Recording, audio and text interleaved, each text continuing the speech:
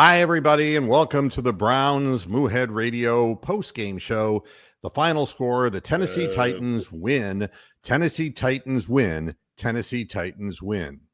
I'm your host, Mr. Moohead, and for the next however long that I can stomach it for, we will talk a little bit about the game. But I guarantee you, I'm not going to yell. I'm not going to scream. At this point, there are a few points that I want to make. Joining me on the program, Tony the Calf and Bronk the Moose from England. Whoa. And I guess... Can I scream something? Kevin Stefanski should be fucking raped with a fucking 2x4 with nails sticking out of it. Fuck that clown. I wish nothing but the worst for him. How do you fucking your quarterback, Drew Sanders, who should have started from the beginning of the year, they shouldn't have gone with the Joe Flacco route, led them to this second half that they were fucking lifeless. They were fucking no hope. And then all of a sudden, touchdown. They're within, was it 8 at the time? Yep. So let's go for the 2-point conversion right then. Why not just kick the field goal? Okay, whatever, you don't get it. They go back down, get another touchdown. You got to go for 2. Shedeur Sanders is on the fucking sideline. And you run a trick gadget play that fucking Helen Keller could have seen coming. And you lose the game. So fuck him, fuck him, fuck him. Pretty much, yeah. Fair enough. Thanks, everybody, for tuning in to this edition of... We'll see you tomorrow when I'm more level-headed and I only... Good night, everybody! That was one of the best Tony the Calf rants I've ever heard. Yeah, brief, to the point. Succinct, understandable. So, and I'm not the biggest Shedeur guy, but how do you fucking not give him the chance to win you the fucking football game? Well, because again, this is what I've spoken about before, and it's stupid to keep talking about it over and over again. We're going to bring Hammer Time into the equation. Hello, Hammer Time. How are you? This has not been a good weekend for me. That's for damn sure. Damn.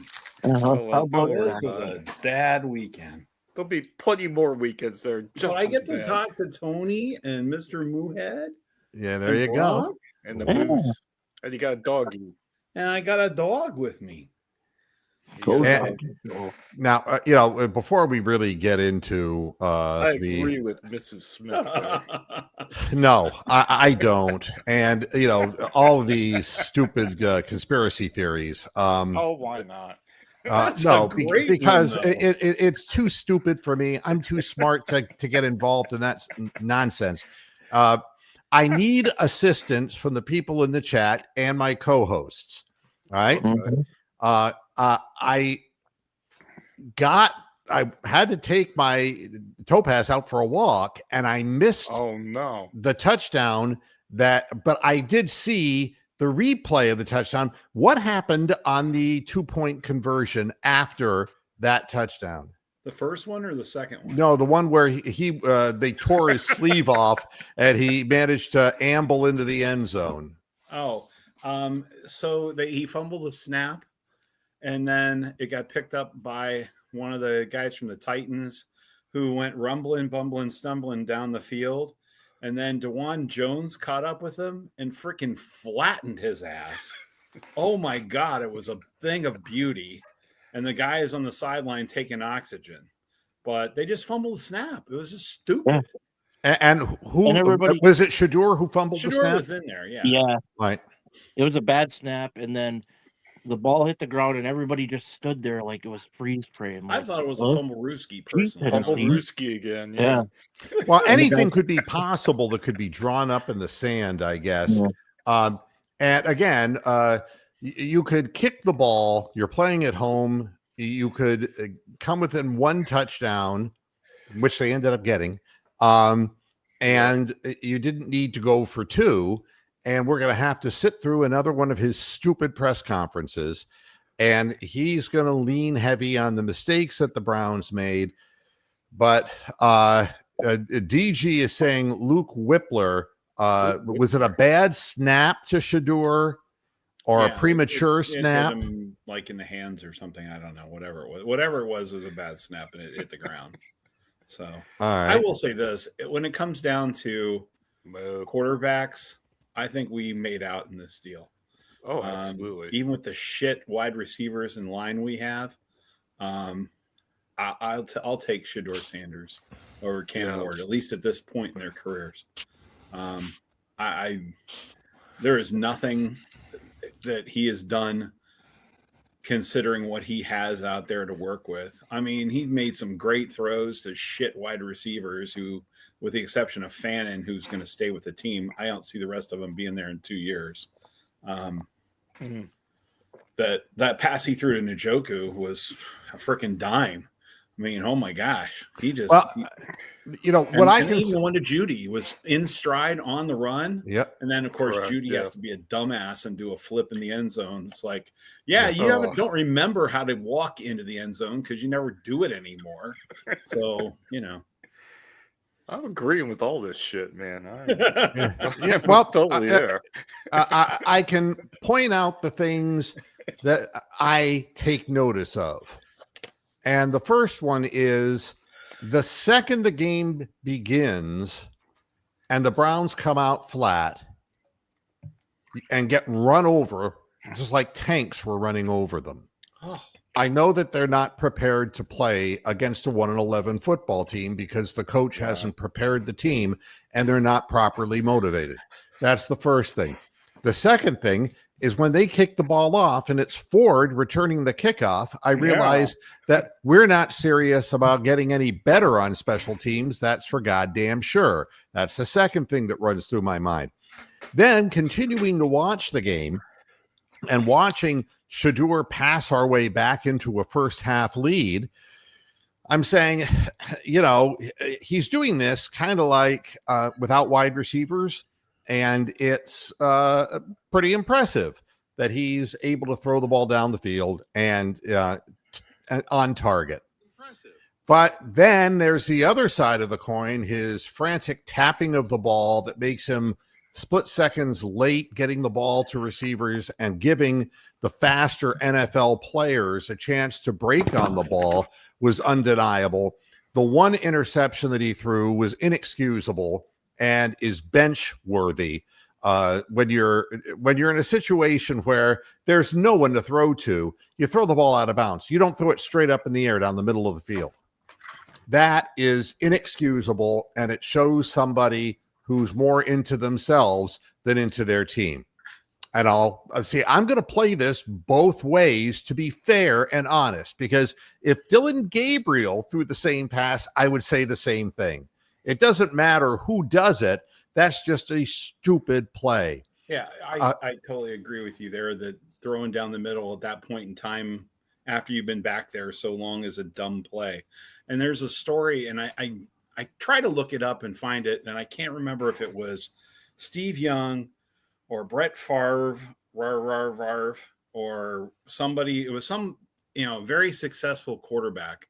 And I want to say it was Steve Young, and they had a play where they were unsuccessful throwing the ball down the middle. They had 4 picks the whole year or something, or 6 picks the whole year, and 4 of them were on the same play that they ran. So they took it out of the playbook. Well, I don't think that was the play. He was trying to make something. And that's something you can teach him. And the same thing with the patting the ball. They can teach him to quit doing that. I mean, they've been trying from what I understand. Yeah. But I mean, think about how much time he's had and how much more time he'll get. But yeah, I mean, it's definitely, I'm watching highlights of Kozar. Kozar couldn't play at this speed anymore. Even at his highest level when he was there. Now, smart enough, yes. But the speed of the game, no, I don't think he'd be able to stay up with us. But again, I mean, in a situation where you're being rushed by a bunch of people, you just throw the ball away. You don't throw it straight up in the air. And he made a lot of good throws like that. He made a lot of good throwaways. Well, if there was an intended receiver, I would understand. But on that play, that was just a pure panic. And what I wanted to put up on Twitter was, if God told him to do that, don't hire God as your offensive coordinator next season, because you just can't be serious doing that. But God go, might be a better offensive coordinator than Kevin Stefanski. Yeah. Hey. And then I'm dog shits on carpet, film at 11. I'm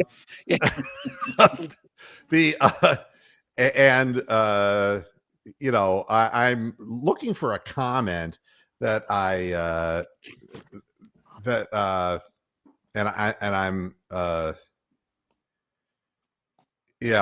not finding the comment, but again, the Kevin Stefanski thing is why would you blame Kevin Stefanski when Tommy Rees is calling the plays? And either you're daft, and I know you're smarter than that, Jeffrey.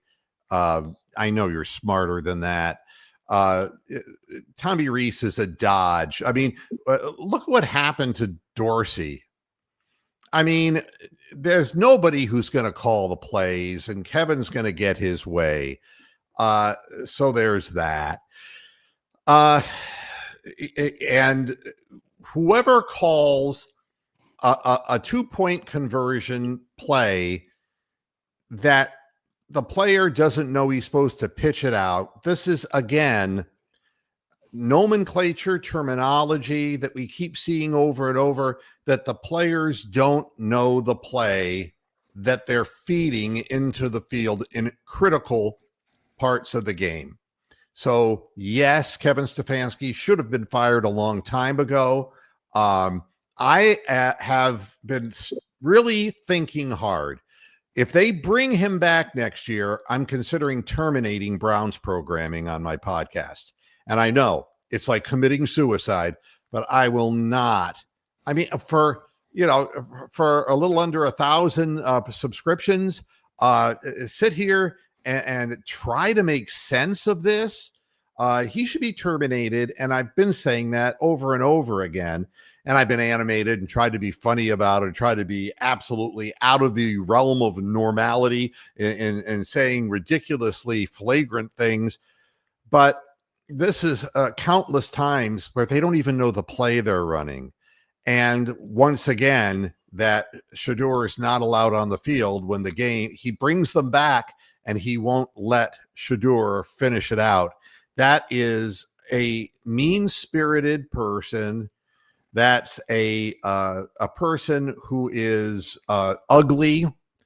It's a person who is in authority and is going to use that in any way he can to be able to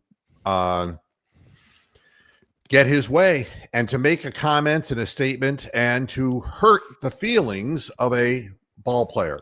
I'll tell you what the lowest moment was for me. All right.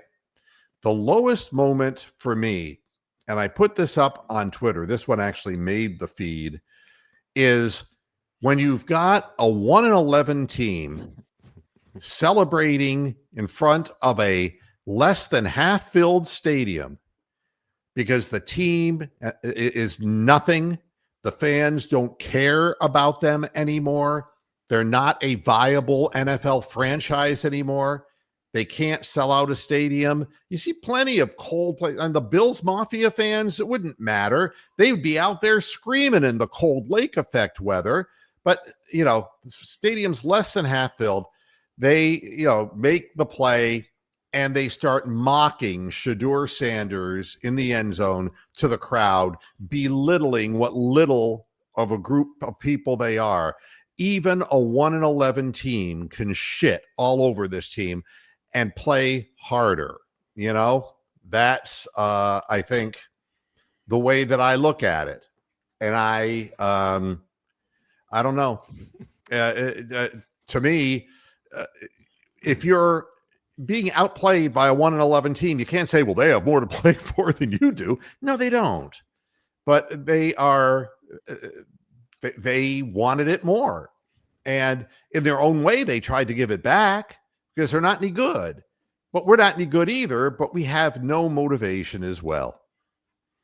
And the one bad interception, most rookies do that. look, Cam Ward threw a pick, but he was actually trying to throw the ball to somebody. So I'm not going to buy that either, because that's not a viable explanation. He tried to do it all by himself. And I understand the frustration a player would feel when he's got no offensive line in front of him, he has no running game, and it all comes down to him. I understand how that happens. I really do. But you can't do that, because you give up the ball. And Dylan Sampson, you can't fumble that ball. You can't be holding it in one arm. You can't do that. You make a good play and you turn that into a disaster. Yeah. And, if they don't get that field goal, then it's a completely different thing. We score that last touchdown and we win the football game. So it's a rookie mistake. It's a rookie mistake. Larvidan, it's a rookie mistake. He fumbles kicks. There's always a fucking excuse. Our coaches don't get the players ready. Our team suffers the most injuries of any team in the NFL because of the physical therapy or the conditioning, I should say better, of Cleveland Browns players. And they have, it's obvious at this point. You can't tell me that all the way to threadbare state that your offensive line is all completely injured, but it is.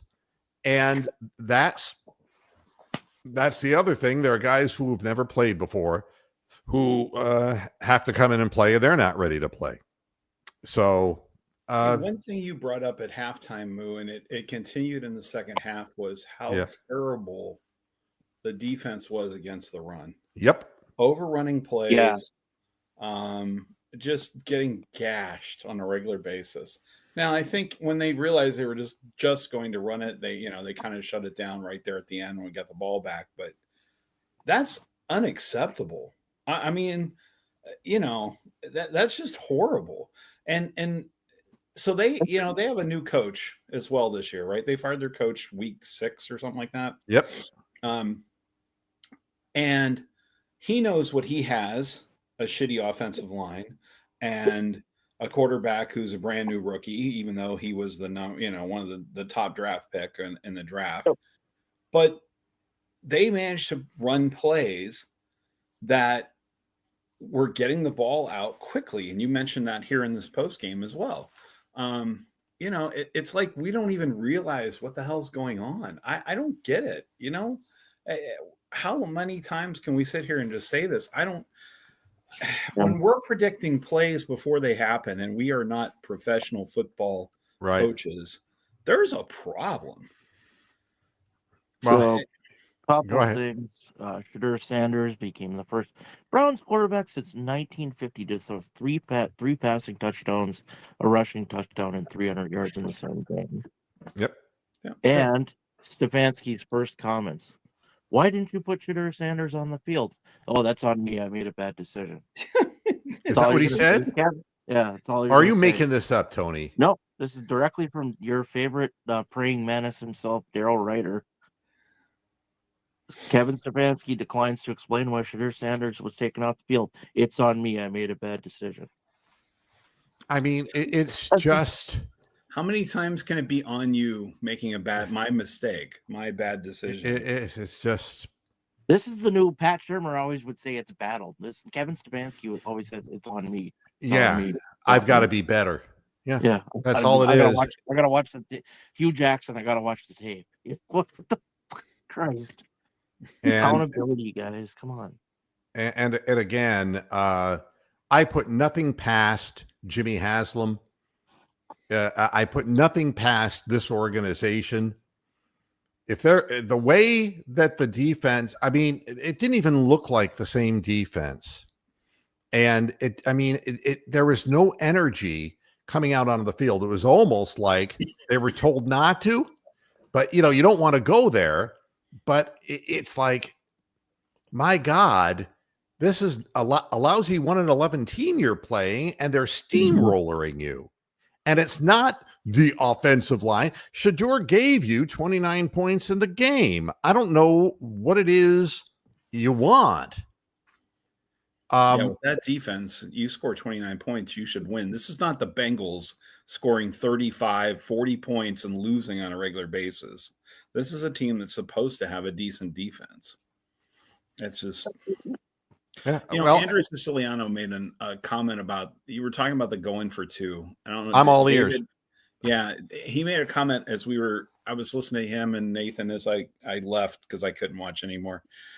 But they said it's one of those analytics things that if they go for two, it gives them that huge momentum that all they need is a touchdown, an extra point to win the game. And no, stop there because I'll forget to respond. Yeah. All right. Yeah.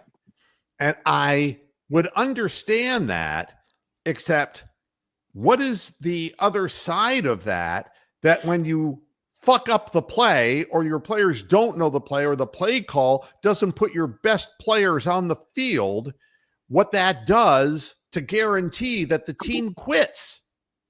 I mean, all this statistical bullshit it's crap. That was on the first one. That was on the first attempt. And then it forced them to have to go for two on the second one. Oh, of course. And that was everybody's hindsight. And people and Andrew basically said, people are going to question that forever because you kick the two extra points and you're tied. You're going to overtime against the worst team in the league. I mean, at home. And with all the momentum on your fucking side. You've got a team that you just scored two touchdowns on, and the only scores they've had in the second half are when we gave them the ball inside the red zone. Yep.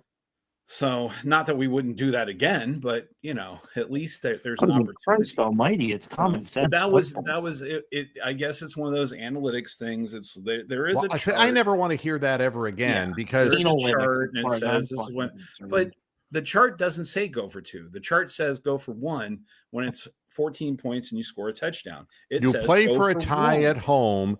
Yeah. If you're going to go for the win, it just depends what the conditions, the weather conditions are. But the bottom line is, if you don't play the player who has scored and been part of all the touchdowns that you've scored during the game, then what do you have? And, and you wonder why we have problems with kickers. I mean, Andre Schmidt is sitting there saying, well, they don't need me. I never get to kick an important anything anymore because the coach doesn't trust me. Yeah. And it's one thing if you're playing the fucking, the Bills or somebody, that's good. The Chiefs or, the Steelers. Pretty much the rest of the league other than us. Yeah, if you don't get it, it's like, oh, shucks. Well, we tried to go for the win and we failed. We played up against a better team and we lost. Oh, well. But we didn't not try. Against the worst team in the goddamn league. But not only that, but we didn't try. I mean, when you look at the way the thing goes down, it's just a series of just no confidence in his players. And he just, so he decided to run the Wildcat and that didn't work again. And he's just stuck in his own head. And here's the bottom line. You either want to win, your players want to win, or they do not care. The Browns players do not care because the coach just wants to do it his own way.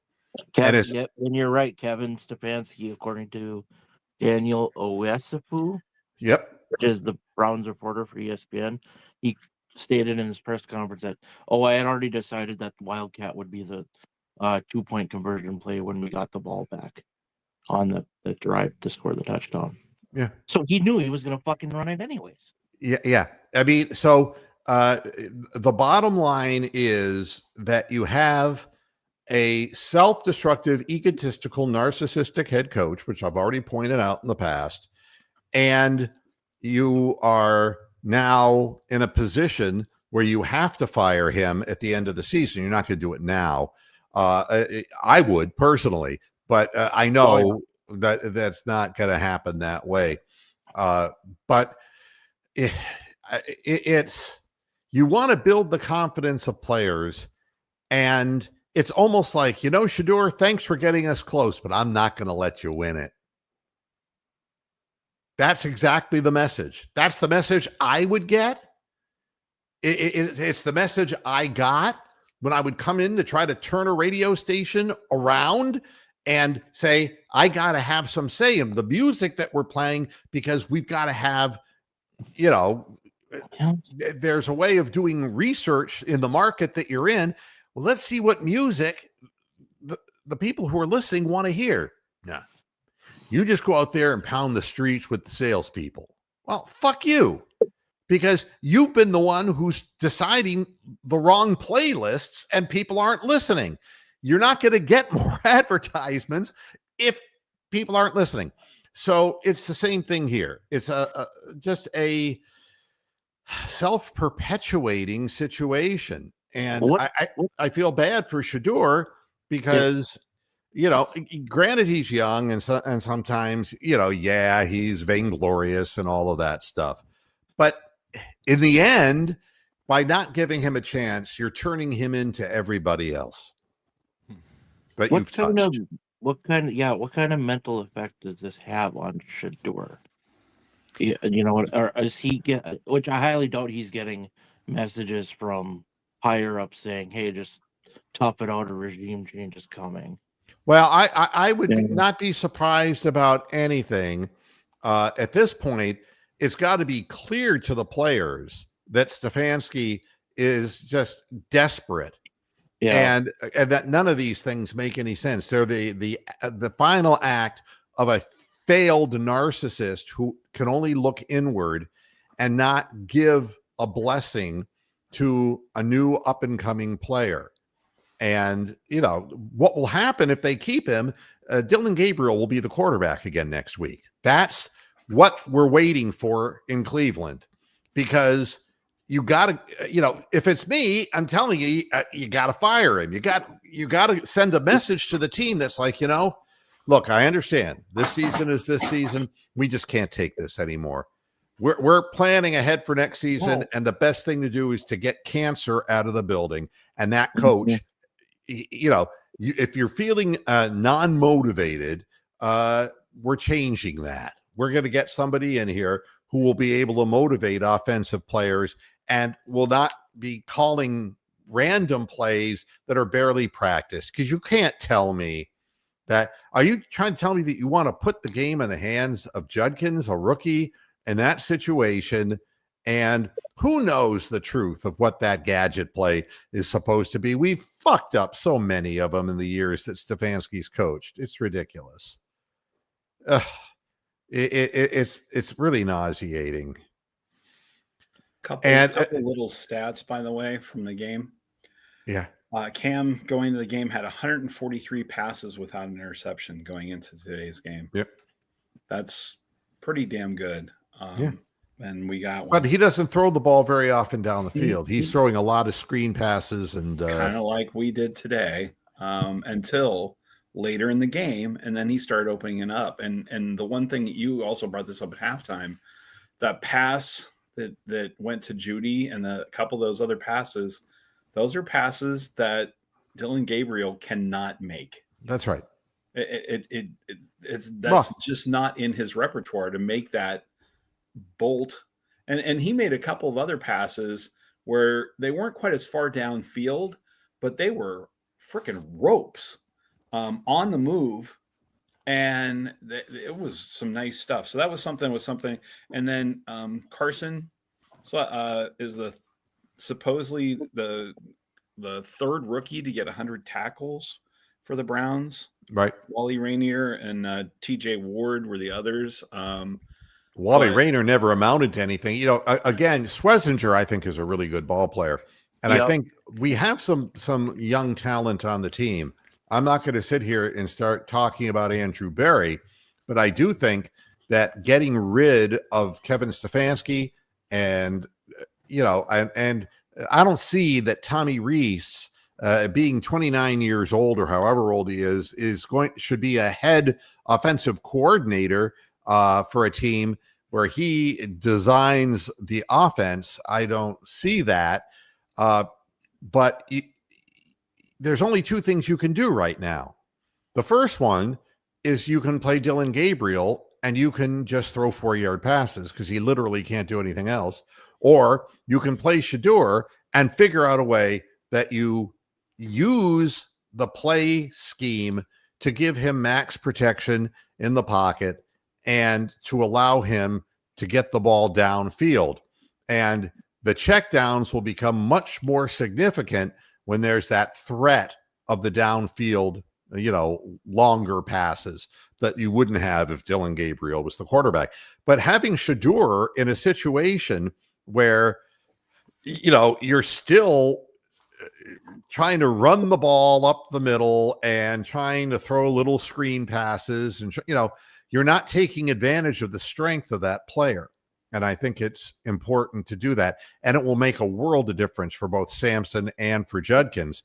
If there's the perpetual threat of the ball going down the field, they're not going to line up at the line of scrimmage and just smother every single one of our running backs 2-3 yards behind the line of scrimmage. That's not going to happen. We're bringing Steven in here as well. Thank you for having me on, guys. Oh, it's our pleasure. So let me see. And I'm not going to argue. The best choice right now is Shedeur. But the question is the next head coach for the Cleveland Browns. It's obvious. If Stefanski stays, it's never going to be Shedeur. Okay? So that's what it amounts to.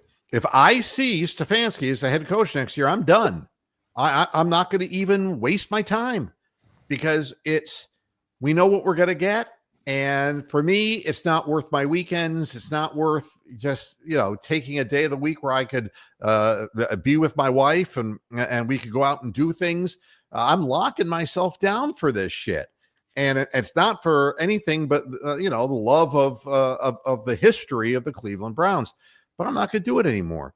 Well, I think they'll get rid of him. But again, they kept Hugh after 1-15. Then he went 0-16, and they still kept him. Yeah, well. And I don't know really what the situation is inside the organization, but you have to decide how your draft is going to go. And you either decide that Shedeur is going to be playing for a starting position next season, or you're going to go back to the draft. Me personally, I watched the Ohio State game, and I want to say this for the record, too. I'm glad Indiana won.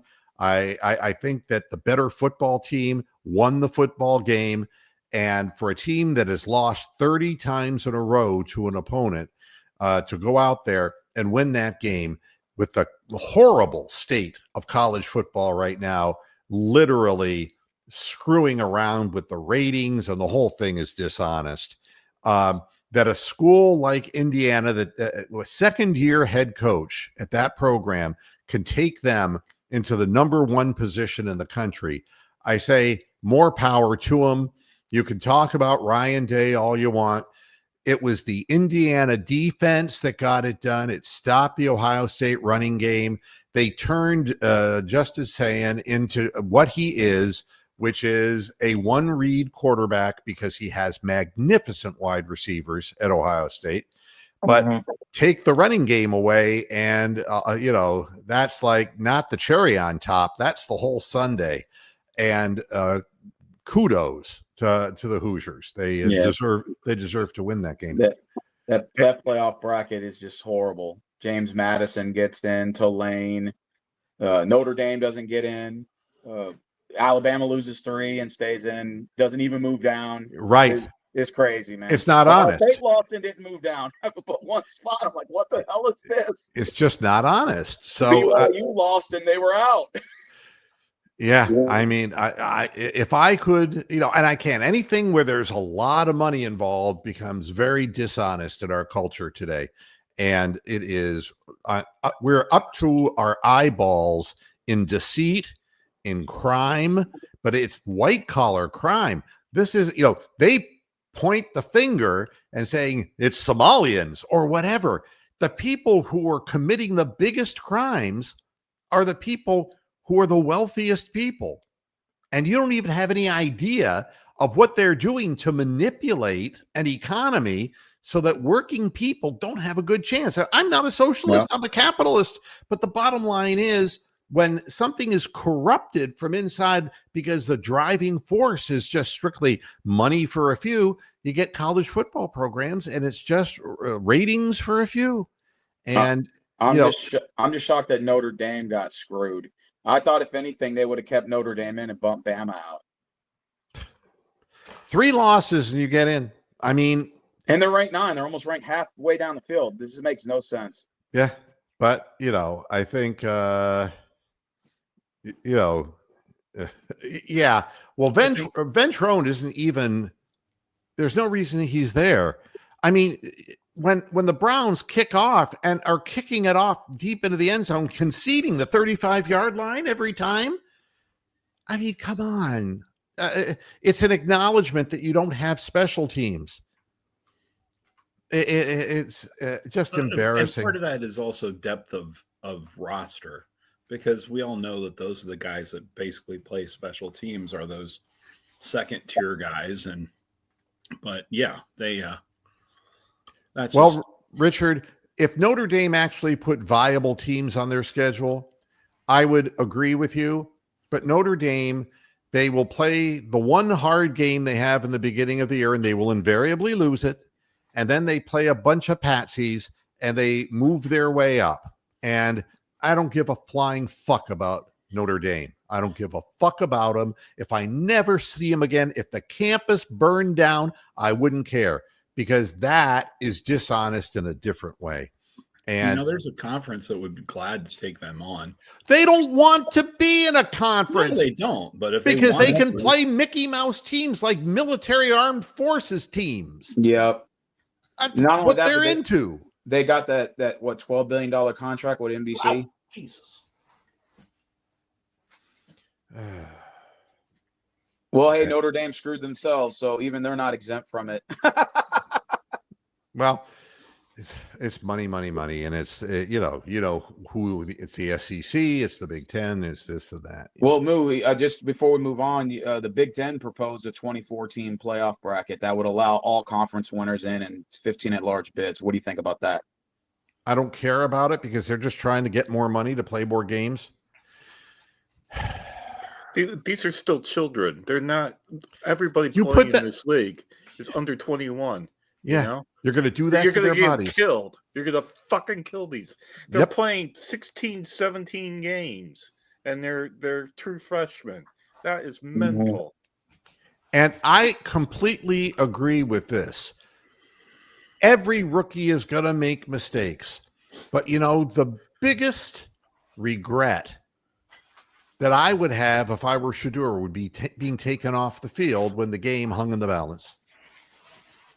You're trying to lead a team to victory, and if you're not wanted by the Browns, you want to be able to do it so you can show out, so somebody else will want you and you'll get an opportunity somewhere else. I completely understand what's going on. Kevin Stefanski is the absolute wrong coach to have. You want a teacher in there who really is malleable in the sense that it's like, okay, we're going to devise a game plan that's going to really be suitable to make this guy as good as we can make him. And and Sam Rutigliano, and I always talk about Sam, would say, hey, this is how we're going to make an underpowered arm like Brian Sipe into a viable NFL quarterback, is we're going to run schemes that have large wide receivers like Dave Logan. You're going to have tricky pattern runners like Reggie Rucker. You're going to have the solid, never drops a ball, Ozzie Newsome. And you'll have, running backs with the Dewitt Pruitt and Mike Pruitt. And you have big play capability from Greg Pruitt and from Mike Pruitt. You have power yardage. You find the balance. That's the key. How do you make the roster that you have work? Now, the Browns roster sucks. And it needs to be strengthened. But you see what difference it makes when you get guys who are like Schlesinger or players like Judkins. It makes a big difference. But you got to get this rotting coach out of there so that these players will be able to really live up to all of their expectations. and that they will put their heart and souls into the game instead of just waiting to be pulled at the optimal moment for the team to win. You can't expect people to do that. So to me, Shedeur is the quarterback now. To me, Dylan Gabriel is far back in the rearview mirror, and he's so small we can't see him. But the question is now next year. And, the Browns have a history of taking wild shots at quarterbacks. I'll say this for Mendoza. He made a magnificent 32-yard pass when it counted the most. That was a beautiful pass that he threw to beat Ohio State. And that third down pass. Of quarterbacks over the weekend, Ty Simpson, not impressive. Yeah. At Alabama. This group is not that good. And believe what I'm going to finish up by saying about Mendoza is, that's the line between hitting 200 above or 200 below. I don't see anything magnificent about that guy that's going to turn a pro franchise around. No.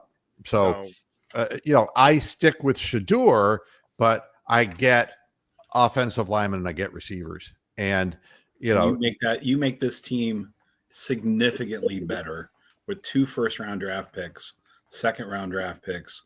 All of a sudden, you've added 4 impact players on this team. That is, that can make a huge difference. And we know that, not everybody comes through. I mean, not every first-round draft pick comes through, but I'm telling you, there's people there to be had, and it's going to be. The only bad part is fucking Jaguars keep winning. God damn it. Yeah. He's not going to cut his hair until they lose. Somebody forgot to tell them they're supposed to suck this year. Now, Sunshine Valley, some decent raw talent, needs a couple of years to develop. Well, and something, you're not going to rebuild this crippled Cleveland Browns offensive line and a team that is voided out with no wide receivers. That's next year. You're trying to stay as close to 500 as you can. That's what you're trying to accomplish. And you got to grow the talent from within as well as drafting it. And you got to give hope to the players. And if you just keep benching people and saying, well, Shedeur had promise, but, we decided to draft another quarterback, players will just quit some more. That seems to be the case. The players just quit. Is in the playoffs right now. Who is? 7-6 is in the playoffs. Yeah. You just try to shoot for the best record you can have. But I would stay with Shedeur because I don't think there's a quarterback who's, a for sure thing. And even if there was, he's not going to be protected the way he should be. And that poses a big problem. Look at Caleb Williams this year. Look at what a change in coaching and some offensive linemen. What a difference he's had. Look at Drake May. That's on right now with the Packers and the Bears, and right now they have the best record in the NFC. Who knew? So when we keep talking about the same problems week after week after week, we know that this coaching staff can't do any better. And I believe that a number of the players could do better. I think people like Jerry Jeudy will never do better because he's just a head case. But I do believe that we can't afford to waste. I mean, Fannin is really good. He's really good. Mm-hmm.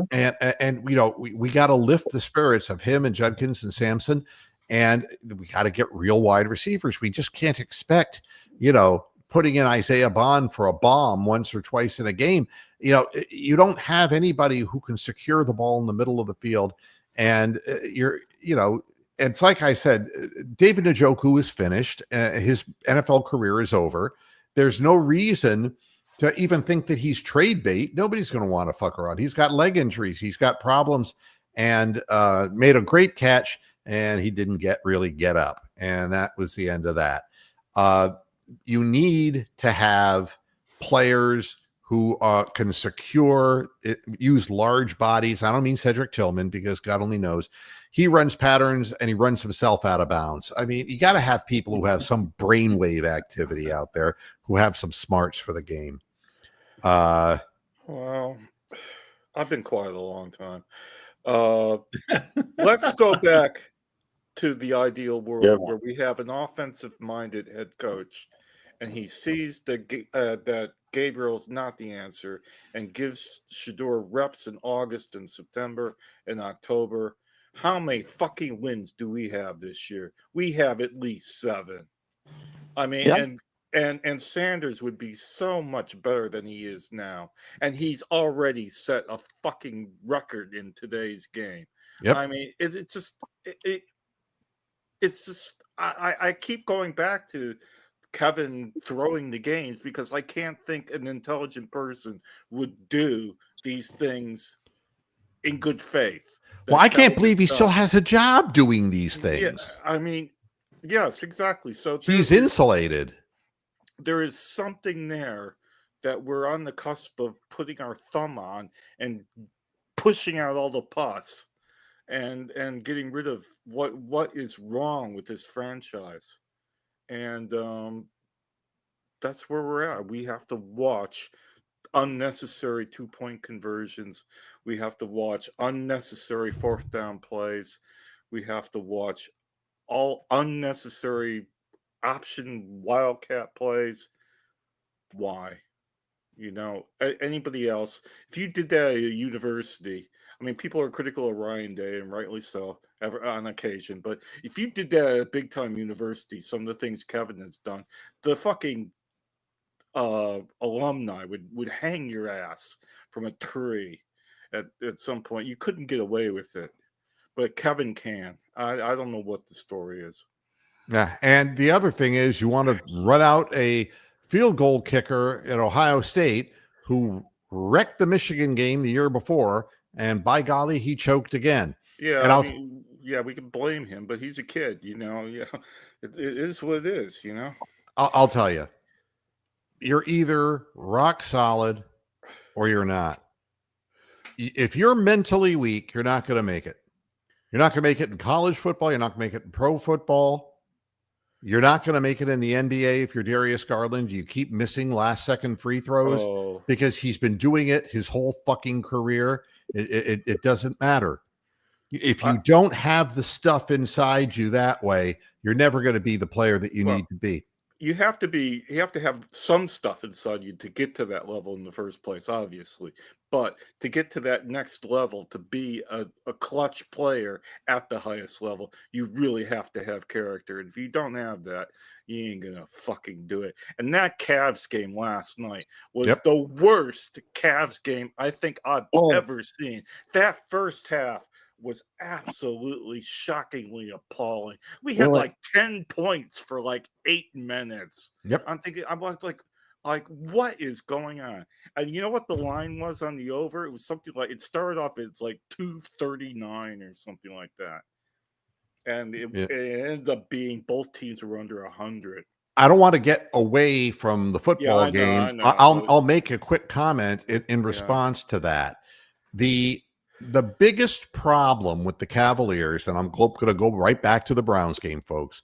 The biggest problem with the Cavaliers is when Kenny Atkinson sits down with DeAndre Hunter and says to him, you know, so let's talk. You know, would you rather start or would you rather come off the bench? It's over at that point. Yeah, you're not leading the team when you do that with players. And the player is going to do what's best for himself, not what's best for the team. And DeAndre Hunter said, I want to start. He's got an ego. And he's playing like horse shit. Oh, that was... anyway, yeah, we can talk about this tomorrow. Yeah, absolutely. But, you know. And, you know, well, you know, I figured out more ways to try to off Hugh Jackson. So... well, the common line is the common line is Haslam and Haslam Sports Group, and I don't want to start another rant on that. It gets old for me to even mention it.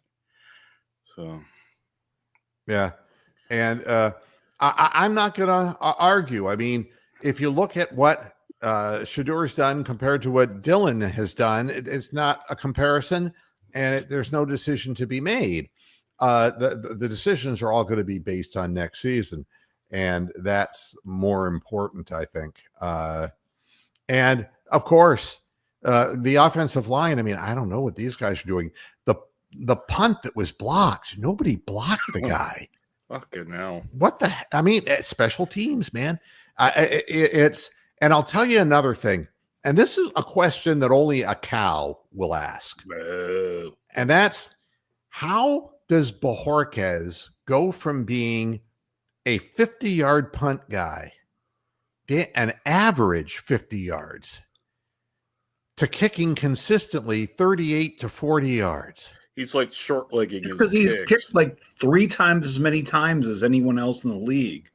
I believe he's being told to, just like they told Andre Schmidt to kick the fucking kickoff into the end zone and just settle for the 35. I honestly believe that they're afraid that special teams unit will just give up touchdowns left and right.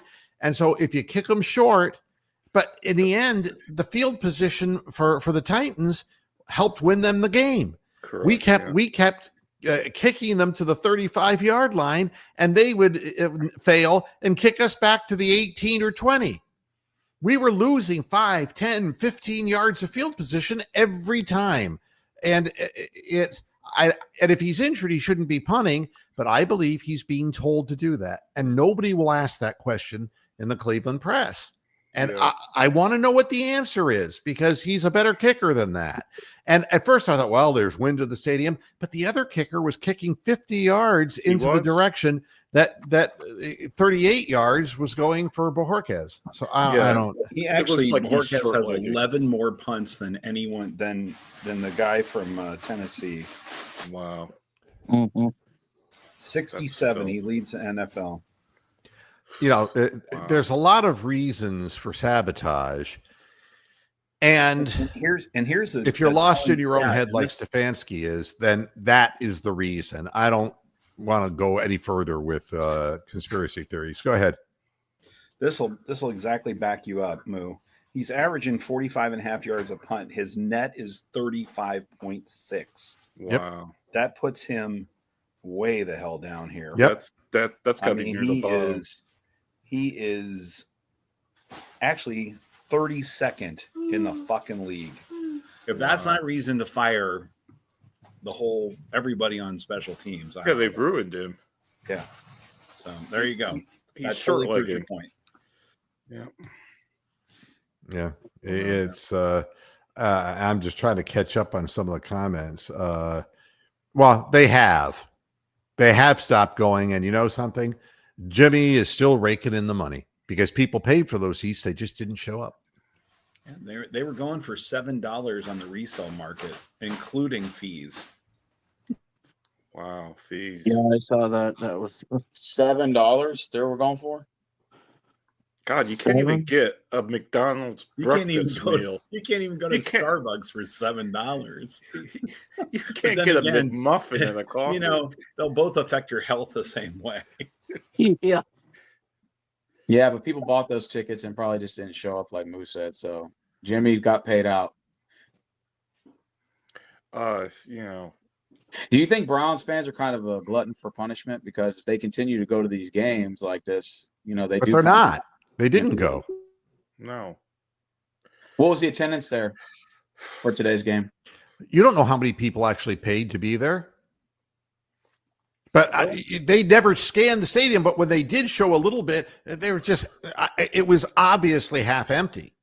Thank God. And I know that the other half, not all of them paid to get in. True. I'll guarantee you that. True. They announced 62,982. There weren't 62,000. There was not 62,000 people. Nope. No. They just lie on that shit. And this I agree with. But you see, Myles Garrett's going to go for his personal glory because there's no glory for the team. And he knows that.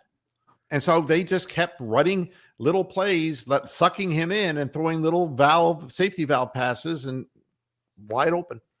Yeah, he just wasn't going to change what he was going to do. He was going to bull rush no matter what. But that's what's wrong with the team, is that the players and the coaches are not on the same page. The players are frustrated. They're looking more for personal glory than they are for team victory.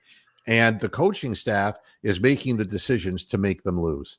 It is a bizarre situation. Just a bizarre situation. Big Lurker's making a point here, saying Haslam last summer 3-14 won't cut it. Well, that's what we're looking at. Yeah, what's 3-14 gonna say this year? Well, and the fact that he has said that publicly is something that that's on the record for him, which is unusual because he doesn't fucking put anything on the record. He doesn't go fucking dog pound. He doesn't go and go on weekly press conferences and talk to the press, regardless of whether they're in his pocket or not. He it's just infuriating. Yeah, I mean, good thing we move up in the draft and Kevin Too Fancy looks bad with the 2-point try. Yeah, I mean, you guys still got to pick the right guys, though. That's what it comes down to. I mean, this draft, this is the best draft I can remember for years. I mean, Fannin looks like fucking Junior Ozzie Newsome at this stage. You got Schlesinger, you got Mason Graham, and they picked up Isaiah Bond, who got ass raped on that one play, and they didn't call interference on it. So, I don't know. I think we've hit a good draft, but the odds of that happening again next season are nil, I would say. Yeah, this is it's hard to be this bad. That's all I can tell you. Yeah, you really have to try. You have to make really obnoxious decisions to be this bad. Oh, and then the absolute, I don't know, God, what happened in the fourth quarter was when the game got really dire, I switched over the red zone. Then I came back to the Browns game when they got close.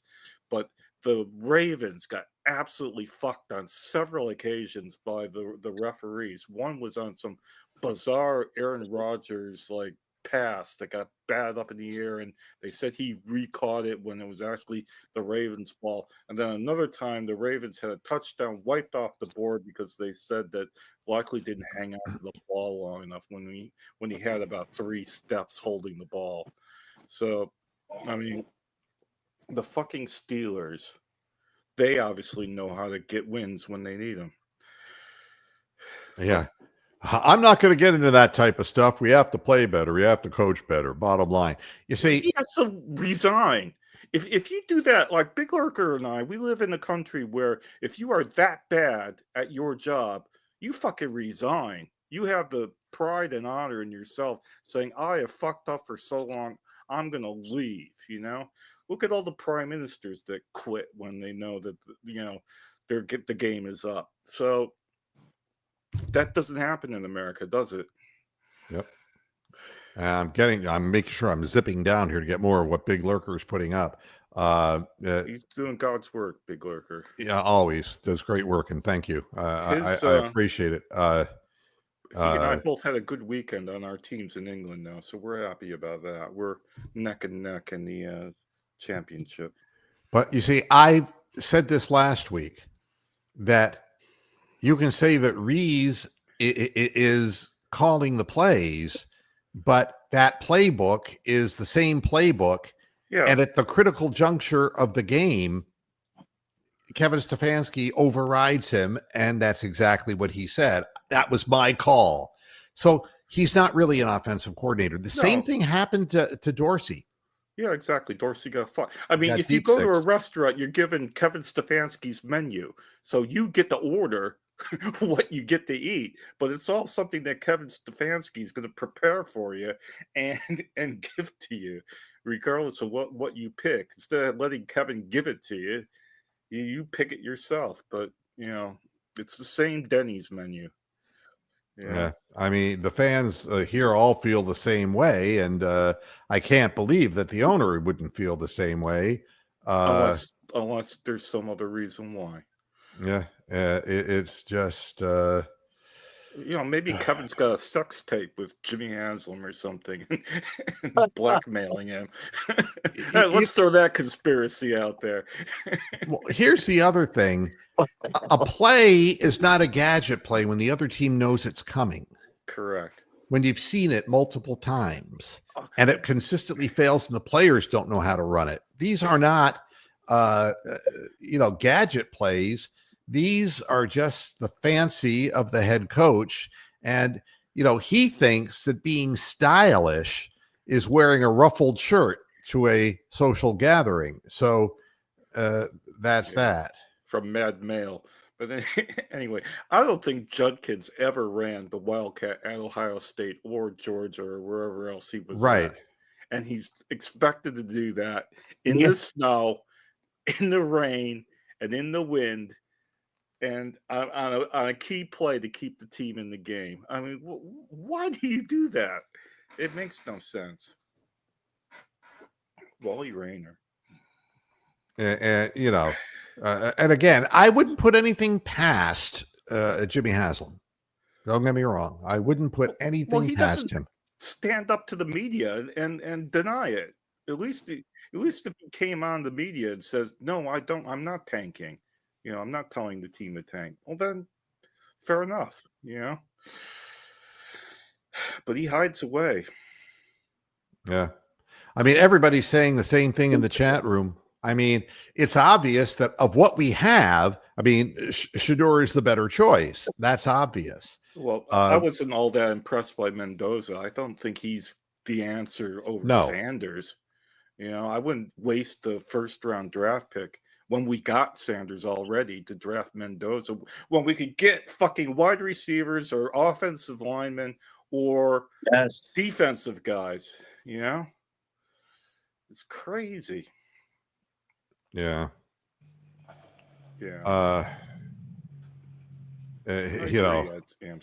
Watson is not anything but a bystander, David. No reason to bring Deshaun Watson into this. The reason he's even here was Jimmy Haslam. So let's the big swing and a miss, as Jimmy has publicly said. That's what he said? Seriously, that's what he said. I didn't know that. Oh yeah, he said that was the big swing and miss.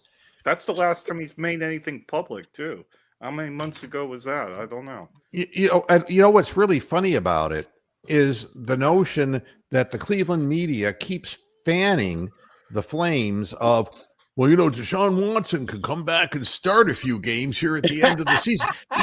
That's what we're down to here. And I mean, it's really sad. I don't even want to comment about that. Is Deshaun still hopping on one leg or what? Pretty much. Yeah, his career's over. His career's going to be over. I mean, he's going to try somewhere else, but it's not going to work. He can take his bad foot off and throw it to Isaiah Bond and let him catch it with his helmet.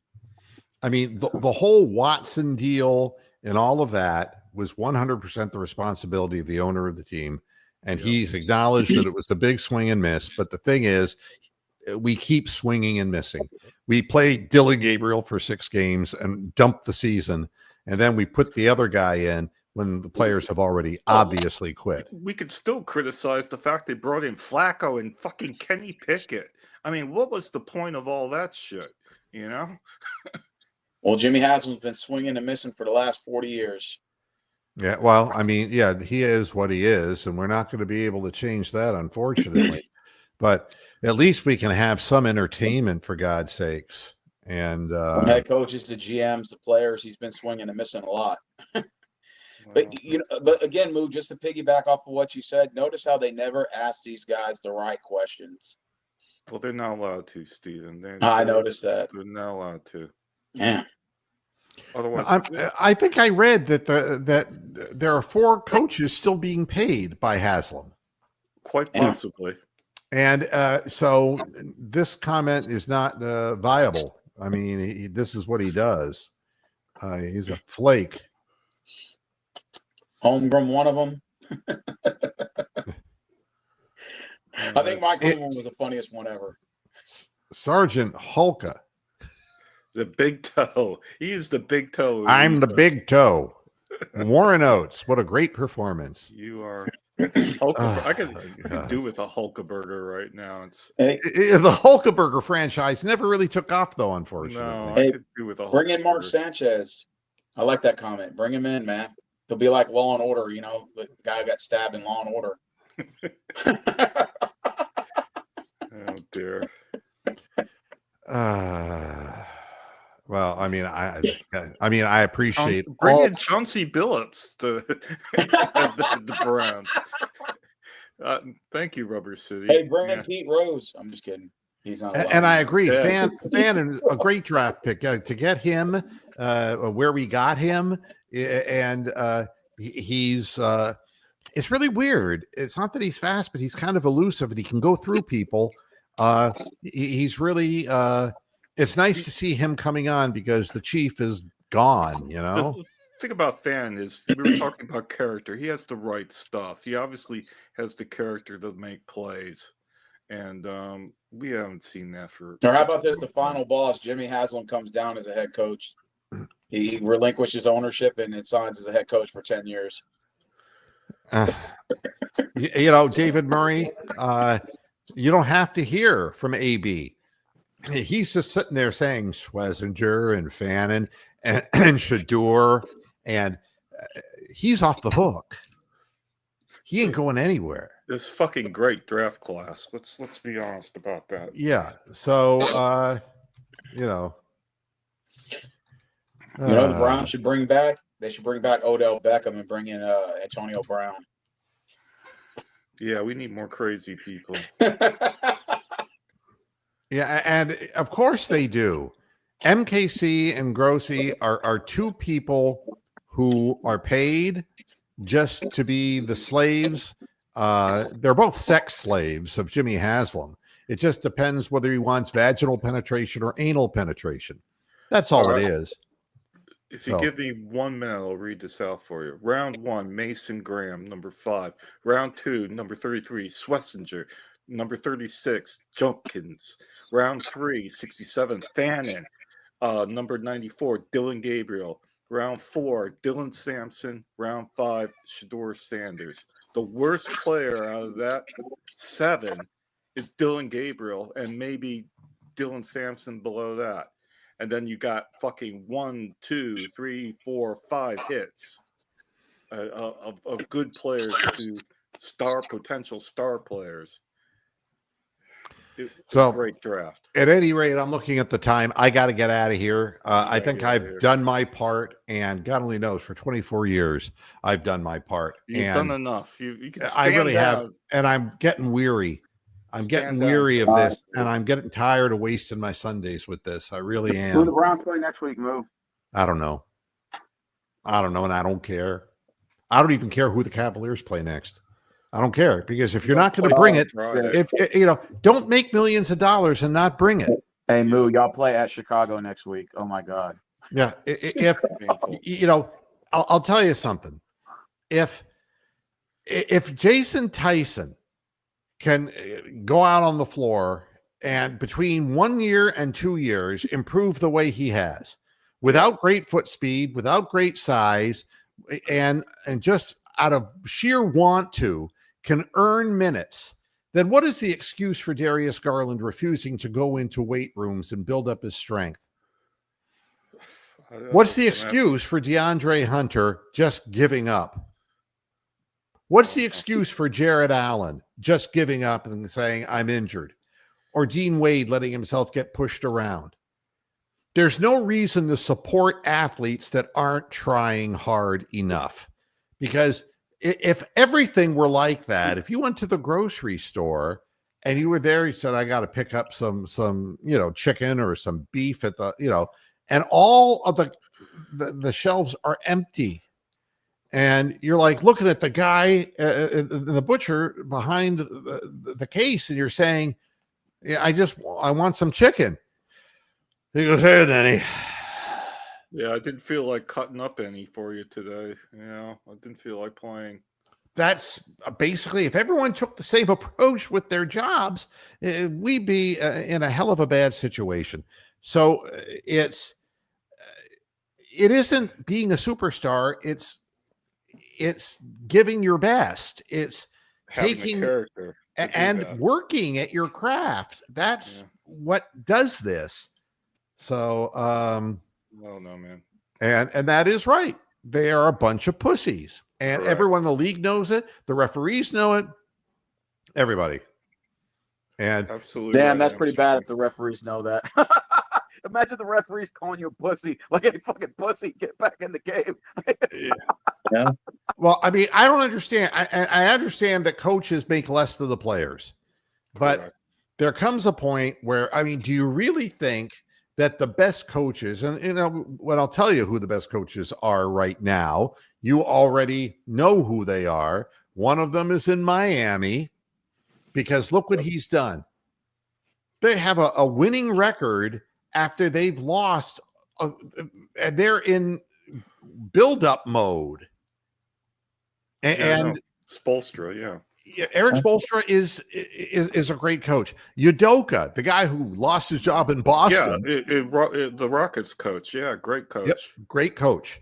Situational coach, knows what he's doing. You can name the good coaches, but here's the interesting and the last thing I'm going to say, because I got to get off the air. The Cleveland Cavaliers players did not respond to JB Bickerstaff. All right. No. And they're not responding to Kenny Atkinson either. Not now, yeah. They may have last year. This is who they are. And the Cleveland Browns players are not playing hard for Kevin Stefanski. They have shut him out. And Myles Garrett is just rushing blindly to get his record. And he's not even thinking of what situation is behind him and what chaos he's creating for the defense. He doesn't give a shit. And believe me, if the team were winning, he would. I think he would, yeah. So that's what this is all about. And you need players who have character to build, you know, some kind of, how would I put it? Pride in what they do and put effort into it and care. But the Cavaliers don't care. It's obvious. DeAndre Hunter doesn't care. Jared Allen doesn't care. You know, they don't care. And Darius Garland doesn't care. You can just tell. He's more because his foot hurts. Well, get the fuck off the floor. Lonzo Ball doesn't care. He's blank face jarhead. He's a nonsense. Yep. And you know what they actually said? This is unbelievable. All the minutes that he's played this year, he's only shot 3 balls in the paint. And he made his first one in the last game. I mean, how can you be a point guard and not penetrate? But as long as they allow him to be lazy like that, you know, he should go back home where his daddy can ball him, you know? Yeah. Mm-hmm. Oh, God. All right, everybody. Wait. Thanks to Big Lurker UK. Thanks to everybody in the chat room. Thank you to everyone who's tuned in. Some of the people who are here saying, I can't believe he's still on the air, waiting to listen to the broadcast on archive. Thank you for coming in and supporting the program. I certainly appreciate it. We'll be back again tomorrow with the next installment of Moohead Radio. So thank you and take care. And thank you, Tony and Moose and Steven and General Dog and Hammer and all the people who came in to make this show easier and nicer for me. Thank you for having me on. Hey, thanks. So until next time, hasta la vista, Pasture Heads. Good night.